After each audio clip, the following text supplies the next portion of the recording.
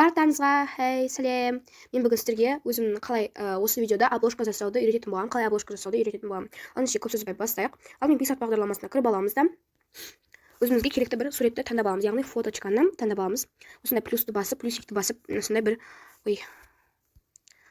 бір фотомызды таңдап аламыз қазір. Сіздерге көрсетемін қазір. Осылай жүріп өзімізге керекті бір фотоны таңдаймыз. Мен осындай фотоны таңдадым. Мен осындай қазір фотоны таңдадым. Осындай фотоны таңдадым. Енді қазір мына жерден бір текстті тауып аламыз. Мына жерде осындай текст тұрады. Текстті басып, және де қалай, қазір мен жазып алайын. Мен жазып алдым. Енді қазір осылай үлкейтеміз. Мына жерін басып. Енді светке кіріп, любой бір светті таңдаймыз. Светке кіріп, кәдімгі любой бір светті таңдаймыз. Мен осындай светті таңдадым. Енді қазір шрифтқа кіреміз. Осылай бір не істейміз. Шрифтқа кіріп, өзіңіз кез келген бір шрифтті таңдайсыз. Мен осындай бір шрифт таңдадым. Осыны өзіңіздің кез келген бір жеріңізге қоясыз. Қалай обложка жасау дегенді осылай бір қойсаңыздар болады, ыңғайлы қылып, то есть. Осылай ыңғайлы қылып қойып аласыз өзіңіздің керекті жеріңізге. Және де галочканы басып, енді өзіңіз стикер қойып, немесе сәндесеңіздер болады. Мен қазір мына жерге тұрғанмен сәндемін. Обложка деп жазып алайық, если. Обложка дегенді жаздым, міне. Осылай бірдеме қоясыздар. Өздеріңізге керекті бірдеме қоясыздар. Осылай.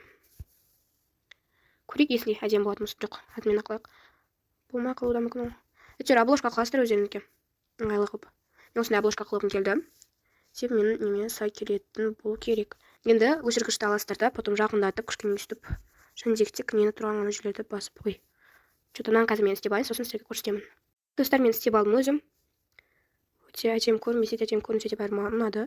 Кішкене. Істеп алдым, енді қазір галочканы басамыз қайтадан. Сосын барып, қайтадан стикерге кіріп, өзіңіз керекті бір әдемі бірдемелер таңдайсыздар. Өзіңіздің обложкаңызды сәндеуге қатысты бірдемелер таңдайсыздар. Маған кішкене даусыма неге мән бермейміз. Себеп кішкене ауырып қалдым. Осылай бір неме стрелка таңдаймыз, то есть. Осылайша,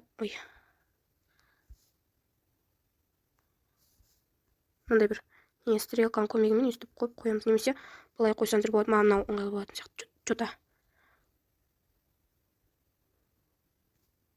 Или былай қояйық. Сосын галочканы басамыз да. Енді галочканы басқаннан кейін тағы да өзіңізге керекті бірдемелер таңдап қоясыздар. Видеоны кәдімгідей әдем қылу керексіздер обязательно. Мынаны көрейік, если әдем болатын болса. Осындай не таңдадым тағы да. Осылай неге ыңғайлы қылып істеп аласыздар.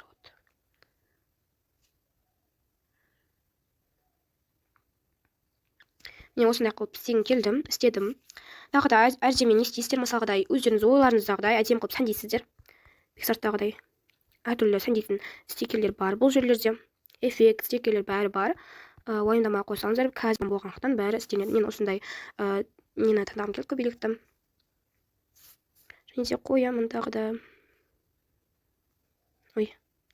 Что-то мынау. Осылай қоямын мен. Мынандай қылып қойдым. Кішкене кішірейтейін көбелекті. Кішкене әдем болып көріну үшін. Осылай әдем қылып не істейсіздер, тағы да бір стикер қоямын көбелектікімен. Сосын оны да кішкене кішірейтемін. Және де былай.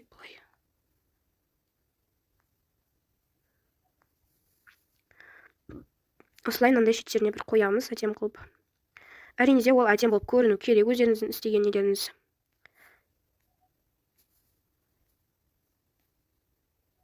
Істедім. Мен ойымша енді оны сохранить деген ені басып. Және де ол сохранение в галерея деп естелінеді. Сосын қайтадан шығып, осындай творческий студия деген тартып аламыз. Бәрі білетін шығар бұны, если. Сосын оған кіріп, видео қылып, не істейсіздер ғой. Осылай еще деп басып, видеоны не істеп,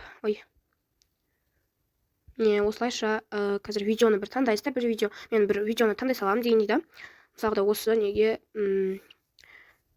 видео жасап, әйтеуір бір мынандай не болады ғой, осындайлар бір мысалғыдай Юкут, Капкут сондайлардан осы видеоны шығардым. Мен осы видеоны монтаждап, сосын барып салатын болсам, алдыңғы экранына, сосын бірінші экранына осындай бірдемелер фото жәндегі мына қоямын. Міне мына фотоны қоямын, осы обложкаға дегенде осы фотоны қоямын да, және де осыны сосын барып сол видео шыққаннан кейін обложканы және де осылай қойып қоямын. Міне қазір көрсетейін сіздерге. Міне осылай қалай не істеуге болады дегенді.